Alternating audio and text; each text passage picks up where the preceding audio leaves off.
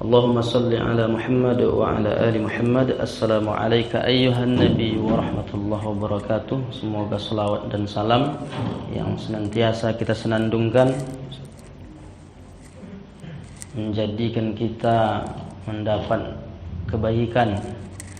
Karena kata Nabi, man shalla alayya salatan, siapa yang berselawat kepadaku satu kali, sallallahu bihi asyra, Allah berikan 10 kebaikan. Wa huttat bihi asyara sayyi'at, Allah hapuskan 10 kesalahan, 10 dosa dari diri kita. Wa turfa'u bihi asyara darajat, Allah angkat 10 derajat. Oleh karena itu, selawat itu sebenarnya bukan kita sedang mendoakan Nabi, tapi kita yang butuh dengan selawat itu. Oleh karenanya ketika kita berpikir, banyak orang menduga amal-amal itu, disangka amal itu sebagai manfaat untuk yang lain, padahal sesungguhnya bermanfaat bagi kita. Sama dengan ibadah harta yang kita keluarkan, banyak orang menduga saat dia keluarkan hartanya di jalan Allah, dia sangka dia sedang membantu orang lain, padahal sesungguhnya dia sedang membantu dirinya di hadapan Allah Subhanahu wa taala. Makanya amal-amal ibadah yang kita lakukan ini buat saja, nanti dia akan berdampak pada diri kita.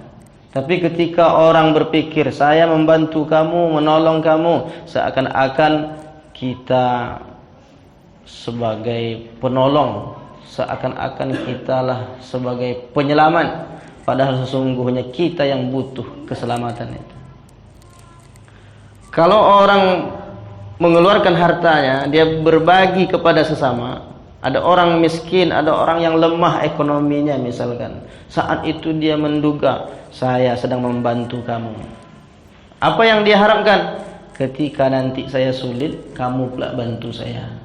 Rupanya ketika sampai waktunya, yang diharapkan membantu itu tak dapat membantu. Kecewa, depresi, stres, jatuh sakit dia. Gara-gara apa? Berharap kepada manusia. Padahal saat dia membantu itu, sesungguhnya dia sedang butuh bantuan dari Allah Ta'ala. Nah, begitu cara pandang orang beriman tentang ketika dia memberi, mengeluarkan hartanya di jalan Allah. Sama dengan yang kita lakukan baru-baru ini tentang perjuangan saudara-saudara kita untuk membela agama. Itu ada orang yang bertanya kemarin, Ustaz, perlu tidak saya membantu nih? Perlu tidak saya infak? Perlu tidak saya keluarkan harta saya untuk pembelaan terhadap agama ini yang menghina Al-Quran, menghina ulama ini? Apakah tak salah saya berbagi, memberikan untuk ongkos perjalanan? Begitu pertanyaannya. Bukankah dengan cara begini kita jadi penentang penguasa? Ini udah rusak, ini akidah, pemahaman seperti ini. Saya sampaikan, Nabi pernah bersabda, man jahaza ghazian, siapa yang mempersiapkan peralatan perang, faqad ghaza, sungguh dia sudah berperang. Jadi kita ikut andil. Tak dapat kita bi anfusikum dengan jiwa kita, fisik kita, bi amwalikum dengan harta kita. Maka ketika kita keluarkan harta di jalan Allah, kembalinya kepada kita. Jadi cara pandang tentang ibadah harta ini harus diluruskan. Banyak orang menduga ketika dia berikan itu, dia sedang membantu orang lain. Padahal kalau dalam hadis-hadis Nabi itu, dia sedang membantu dirinya.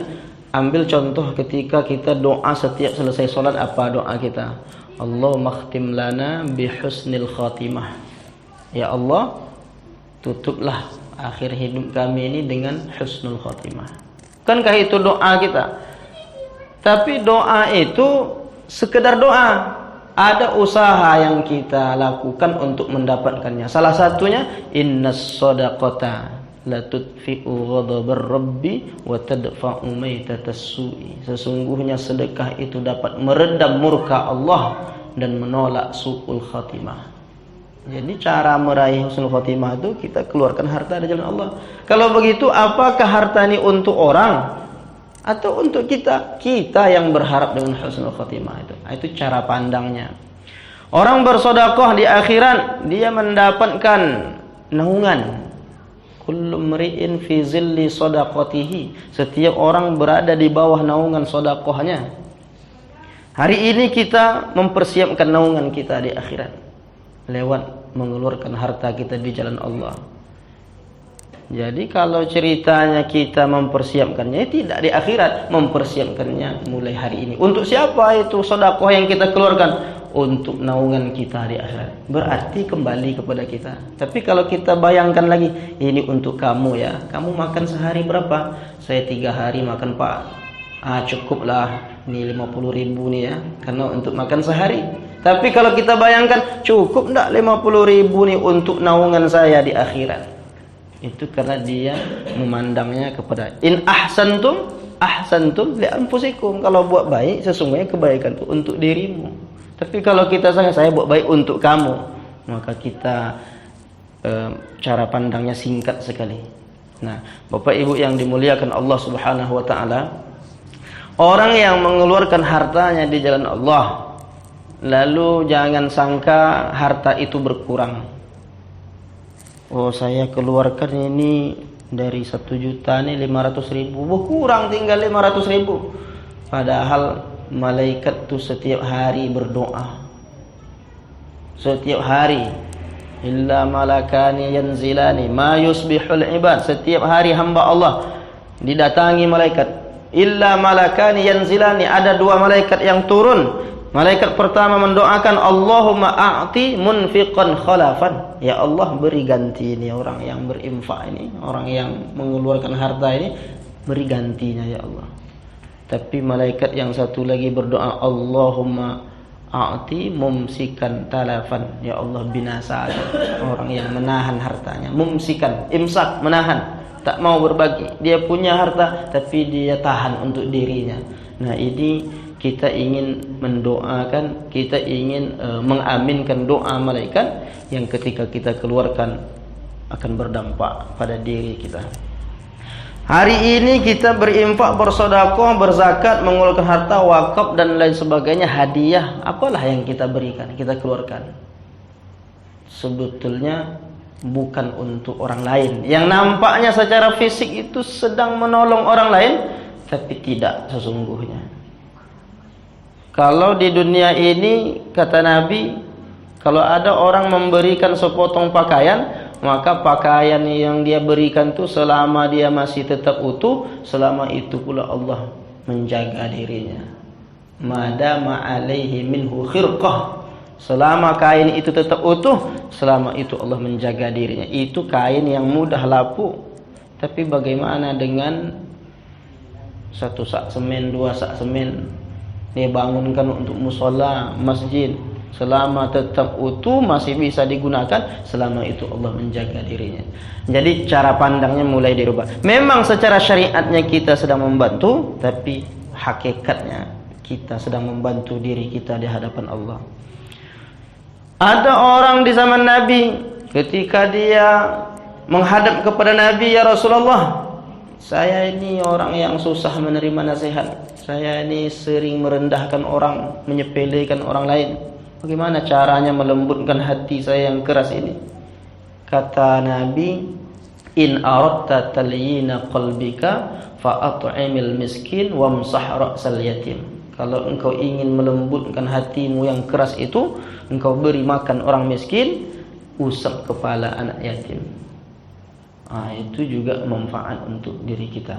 Jadi apapun kalau kita lakukan, mengeluarkan harta di jalan Allah ini, kembali kepada kita semua.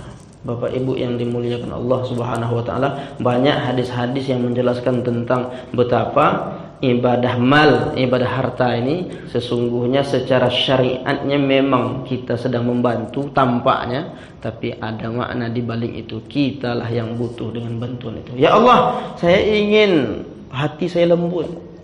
Ya Allah, saya ingin dapatkan naungan di akhirat. Ya Allah, saya ingin dapatkan perlindungan di dunia ini. Ya Allah, saya ingin husnul khatimah. Ya Allah, saya ingin diaminkan oleh malaikat. Allah murahkan rezeki lewat sedekah. Jadi sebetulnya permintaannya banyak sekali. Nah, kalau permintaan banyak, biasanya orang permintaannya banyak, pemberiannya sedikit.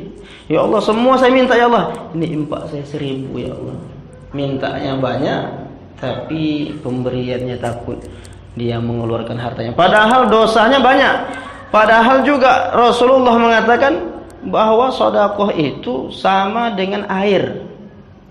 Kama yutfi'ul ma'an-nar. Sebagaimana air memadamkan api, seperti itulah sedekah memadamkan dosa.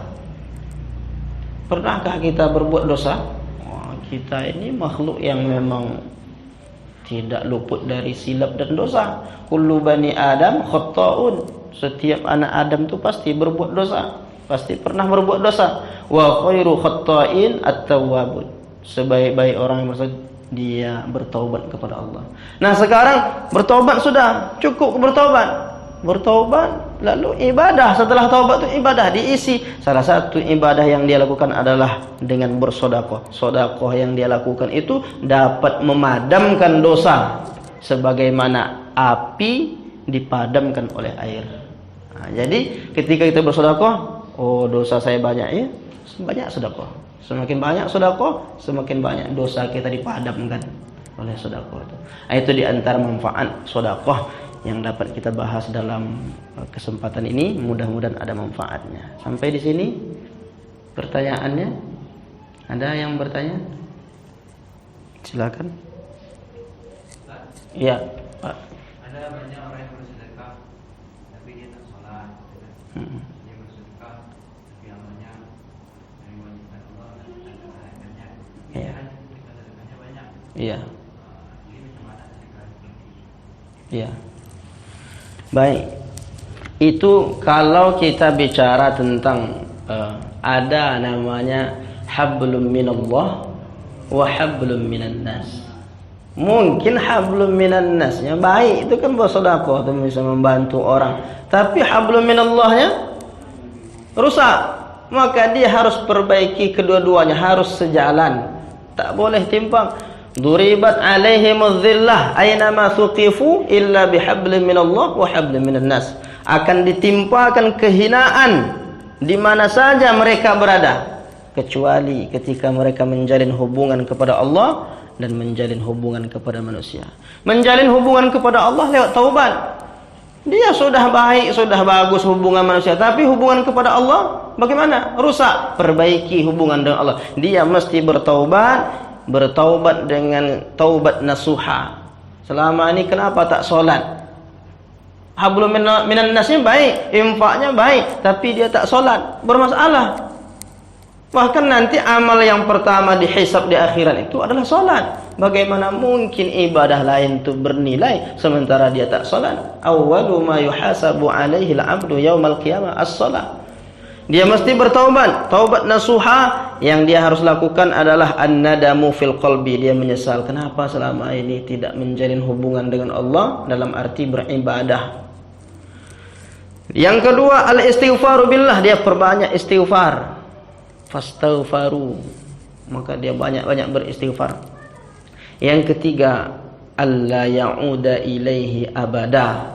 Punya tekad yang kuat, tidak lagi meninggalkan sholat yang selama ini dia tinggalkan tuh. Bertekad dia. Kalau 3 hal itu dia lakukan, maka dia sudah masuk ke dalam kelompok orang-orang yang tawwabun, orang-orang yang bertaubat. Nah, jadi perbaiki hubungan dengan Allah, perbaiki juga hubungan dengan manusia. Tapi ada juga orang perbaiki hubungan dengan Allahnya bagus, kepada manusia ya rusak. Ini sama juga. Dia harus seimbang, sejalan. Hablum minallah, hubungan vertikal, hubungan horizontal kepada sesama manusia. Atau sedekahnya jalan tapi hubungannya tak baik sesama manusia. Itu masih bermasalah juga. Sedekah dalam satu aspek saja. Nah, oleh karena itu dalam Islam semuanya harus diperhatikan. Jadi kalau orang saya beriman kepada sebahagian aja, yang ini saya imani, tapi yang lain itu yang kita khawatirkan masuk dalam kategori apa yang disebutkan oleh Allah, yu'minuna bi ba'din. Mereka beriman kepada sebahagian, wa yakfuruna bi ba'din, dan mengingkari sebahagian. Nah, orang yang seperti ini yang lebih parah lagi, Pak. dalam penjelasan Al-Quran, ulaika humul kafiruna haqqan, mereka itulah orang kafir yang sebenar-benarnya. Itu yang kita takut. Makanya Islam itu kafah, udkhulu fis silmi kafah, secara keseluruhan. Jangan sepita, saya yang ini aja ini. Semua kita usahakan untuk tetap mengamalkan ajaran Islam ini. Hablum minallah, hablum minan nas. Paling tidak dia memahami bahwa Islam itu tidak hanya separuh, semua harus diperhatikan. Gitu Pak ya. Allahu a'lam bishawab. Ya Bu, silakan Bu. Non muslim, kita warga muslim menerima dari infak dan sedekah dari non muslim. Ya. Apakah boleh kita menerima infak dari non muslim? Ini hubungan muamalah. Hubungan muamalah itu Nabi mempraktikkan hubungan muamalah sama orang Yahudi pernah dilakukan. Dan sebaliknya juga begitu. Apakah boleh orang Islam bersedekah kepada orang kafir? Terjadi itu di masa Rasulullah SAW. Begitu juga apakah boleh? Pernah. Misalnya dalam sebuah riwayat itu diriwayatkan ada sahabiah yang ketika dia sudah masuk Islam lalu didatangi oleh ibunya yang masih non muslim, musyrik. Ibunya yang musyrik. Apakah terputus gara-gara dia tidak beragama Islam? Tidak, hubungan sosial tetap. Makanya ketika dia datang ke Madinah, dia tanyakan, "Ya Rasulullah, ummi qadiman, ibu saya datang. Afa asiluha? Bolehkah saya sambung silaturahim dengannya?" Nabi mengatakan, "Siliha." Nah, kalau masalah beri-memberi itu bahagian dari muamalah kita. Bahkan Nabi menggadaikan baju besinya kepada orang Yahudi. Setelah meninggal, ketahuan Nabi menggadaikan bajunya kepada orang Yahudi. Apa? Ada transaksi beri-memberi. Begitu juga orang Islam disuruh umpamanya, andaikan di tempat kita ini tak ada lagi orang Islam yang sudah dapat bagian semua kurban, daging kurban, itu boleh kita berikan kepada orang non muslim. Sebaliknya begitu juga kalau berbagi, kecuali kita tahu memang haram, dalam arti umpamanya babi dikasihnya dengan makanannya itu gulai, lalu jelas dia memberi kepada kita, itu jelas. Tapi kalau dia transaksi biasa, transaksi jual beli boleh, tapi tetap prioritas kalau umpamanya ada orang Islam, tentu kita utamakan saudara kita seiman. Nah, masalah beri memberi itu bahagian dari hubungan secara manusiawi. Jadi ukhuwah itu ada ukhuwah Islamiyah, persaudaraan secara agama sesama orang Islam. Tapi ada ukhuwah insaniyah, persaudaraan secara sesama manusia. Dalam Islam kita tidak mengatakan bahwa kita tak boleh sama sekali ada hubungan dengan orang non muslim. Yang tak boleh itu akidah. Lakum dinukum waliyadin. Masalah beri memberi itu hubungan insaniyah kita, boleh Bu. Jadi tak usah ragu tentang masalah hubungan baik bertetangga dengan orang non muslim, tetap tampilkan akhlak yang baik. Dia pun tapi akhlak baik kita terima. Dan boleh jadi dengan kita semakin baik jatuh turun hidayah Allah kepadanya. Gitu. Wallahu a'lam bishawab. Iya. Iya Pak, yang mana dulu? Sini dulu. Ya, silakan. Ini menyangkut mengenai sedekah. Iya. Jadi kalau kita misalkan bersedekah untuk pembangunan rumah ibadah non muslim, terus yang kedua, kalau kita bekerja, saya pernah ditanya seorang, apakah hukumnya kita bekerja untuk membangun gereja misalkan atau rumah ibadah yang lainnya? Ya. Sama dengan pertanyaan apakah boleh kita bekerja di bank konvensional yang jelas di situ ada transaksi riba.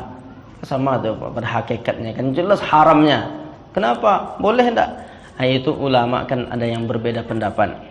Ada yang sangat ekstrim. Kalau sudah ada nilai haramnya di situ, udah tinggalkan. Yang kuat mentalnya tinggalkan, itu afdal. Tapi Yusuf Al-Qaradawi berfatwa, kata dia, selama dia bekerja itu, dia tetap berusaha untuk mencari yang jelas halalnya. Dia berusaha sampai dia betul-betul. Kalau tidak nanti dia zalim terhadap anak istrinya, Mungkin anak istrinya kalau tak hasil kerja itu dia susah makan segala macamnya, maka sementara dia mencari yang pasti kehalalannya, bertahan untuk sementara tak apa-apa, tapi jangan dinikmati betul. Dinikmati kerja ke tempat orang yang jelas keharamannya. Sama seperti itu analoginya dengan yang Ustaz sebutkan tadi. Intinya bekerja ke tempat yang haram yang jelas itu riba, itu yang kalau riba itu lebih parah lagi itu dari sekedar rumah ibadah tadi. Riba itu dosanya jelas dalam hadis-hadis, dalam Al-Quran juga dijelaskan. Nah, oleh karena itu untuk sementara silahkan, tapi berusaha untuk keluar dari lingkaran setan itu.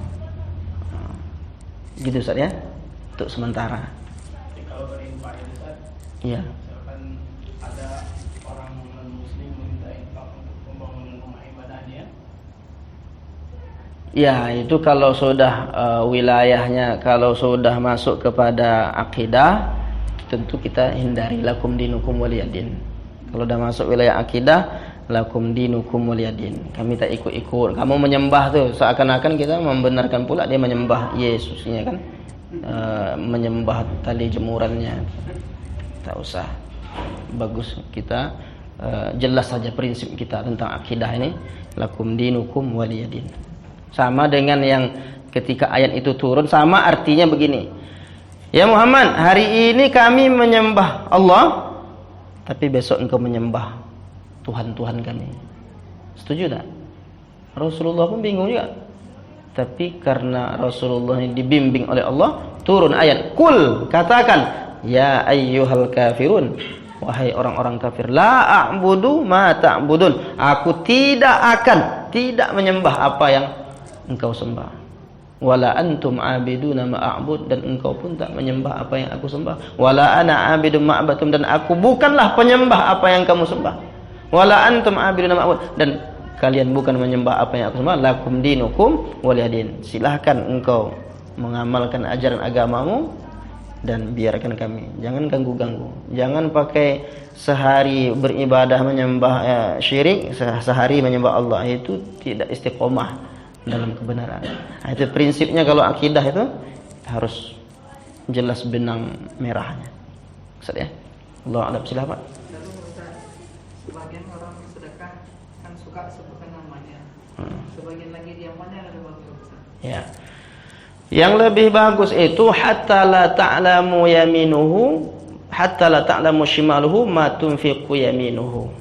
Salah satu di antara 7, satu orang di antara 7 yang mendapat naungan di akhirat, dia tangan kanannya berinfak sampai tangan kirinya tak tahu apa yang diinfakkan oleh tangan kanannya. Apa maknanya? Dia berinfak itu tidak berharap dipuji oleh orang, tidak dalam keadaan riya. Tapi andaikan tujuannya adalah untuk memotivasi, baik. Umpamanya dengan dia memulai itu infak 1 juta, jadi orang termotivasi. Jadi ibadah juga, memotivasi orang lain untuk berinfak. Tapi ada masanya dia berinfak tak diketahui. Ambillah kedua-duanya. Pernah dia berinfak dengan memotivasi orang lain, baik. Tapi ada masanya dia berinfak sebagaimana dia harapkan nanti dia mendapat naungan di akhirat. Ketika dia mengeluarkan harta itu sampai tangan kirinya, itu bahasa majas saja, sampai tak ada yang tahu kecuali dirinya dan Allah Ta'ala. Keikhlasannya. Karena boleh jadi juga tersirat dalam hati seseorang ketika diketahui orang banyak, ada kebanggaan di sana, ada riya di sana, makanya akhirnya nanti apa? Suka disebut-sebut. Mungkin orang lain nyebut, atau dia yang menyebut-nyebut, itulah yang membatalkan sedekah. Makanya dalam Al-Quran, la tubtilu shadaqatikum bil manni wal adha. Jangan kalian batalkan sedekah kalian, kata Allah Ta'ala, bil manni, dengan menyebut-nyebutnya, wal adha, dan memberinya dengan perasaan yang menerimanya tak nyaman, sakit. Dia memberi, tapi yang menerima itu sakit hati dibuatnya, itu batal sedekahnya. Hartanya keluar tapi tak bernilai. Kenapa? Dia menyakiti saudaranya, atau dia menyebut-nyebut pemberiannya. Nah, untuk menghindari itu, maka bisa saja. Kalau dia sudah mantap dengan keyakinannya, dengan begini pun saya tak akan menyebut-nyebut, saya tak ingin dipandang sebagai dermawan. Nah, begitu itu. Tak apa-apa. Wallah alam. Intinya kalau dia lakukan itu, luruskan niatnya. Ini bukan apa-apa, ini lillahi ta'ala. Dan mudah-mudahan orang lain terinspirasi dengan yang saya lakukan. Boleh, Pak, tak ada masalah. Jangan dianggap yang ini baik, ini kedua-duanya baik. Nah, makanya kedua-duanya dibuat. Pernah begini, pernah juga begini. Itu Pak ya. Itu yang lebih, yang terbaik itu kedua-duanya pernah kita buat. Karena ada nilai kebaikan di dalamnya. Wallahu a'lam bishawab. Cukup. Iya Bu, silakan Bu. Waalaikumsalam. Iya. Syariah. Sekarang kan UKM itu kan banyak memakai pinjaman dari bank. Pernah saya menemui bank syariah, gimana sekarang dengan peminjaman UKM di bank syariah. Iya. Uangnya sekarang Bu sudah banyak yang dipindahkan ke bank konvensional. Jadi tadi Pak Ustaz bilang kalau yang bank konvensional jatuhnya riba. Iya. Jadi gimana saat sekarang ini nampaknya sudah ada peralihan dari bank syariah ke bank konvensional lagi. Jadi kami yang meminjam di bank konvensional ini apakah kami dihukum dengan kata riba dan Iya. Baik. Itulah yang terjadi sekarang, pilihan kita. Jadi bagaimana caranya ini? Dihadapkan kita kepada ini syariah, ini konvensional. Kalau sebagai muslim sejati, dia akan pilih syariah. Dia akan pilih syariah. Tapi akhirnya nanti ini syariah sama saja. Nah, itu persoalan sama saja. Dia sekarang itu belum 100% syariah itu. Tapi menuju syariah, paling tidak kita mendukung. Lalu dengan cara kita meminjam, dengan kita bertransaksi dengan bank syariah, kita sudah menghidupkan. Dan kalau perlu sekarang itu pindahkan semua yang dari konvensional ke syariah. Itu yang terjadi juga. Jadi kalau memang pilihan ibu apakah tetap bertahan konvensional, kalau memang masih bisa untuk berusaha lewat bank syariah, itulah yang kita inginkan. sekarang ini Iya. Pak Ustaz, yang kita seharusnya ngambil di bank syariah itu, Iya. pemerintah atau kita bukan lagi itu jawabnya, sudah memindahkan konvensional lagi. Nah, iya. Gimana lagi? Kita sebagai umat Iya. muslim sudah berusaha untuk ke bank syariah. Betul, betul. Kenyataan aturan yang dilakukan zaman sekarang Betul. sudah memindahkan lagi ke bank konvensional, contoh grup dan lain-lain itu ya. Iya. Dan pindahkan pula katanya. Gimana lagi? Betul. Jadi kalau sudah hukum yang mengikat kita, kan tak ada pilihan jadinya. Kalau sudah tak ada pilihan, itulah yang disebut oleh ulama masuk wilayah darurah. Tapi yang terpenting di hati kita, sesungguhnya kita tak menerima keadaan ini. Nah, itu hati kita. Wa qalbuhu mutmainnun bil iman, tetapi hatinya tetap dengan iman. Tapi kalau dia benarkan, tak apa-apa, nampaknya haram-haram sikit, tak apa-apa. Itu yang bermasalah itu kan. Kita tetap mengingkarinya, tapi keadaan tak memungkinkan. Maka itulah yang dilakukan oleh sahabat-sahabat dulu ketika dia dipaksa untuk masuk kafir. Ini kalau saya katakan kafir juga ini, maka nanti bagaimana Islam ini? Saya ingin juga berdakwah lagi ini.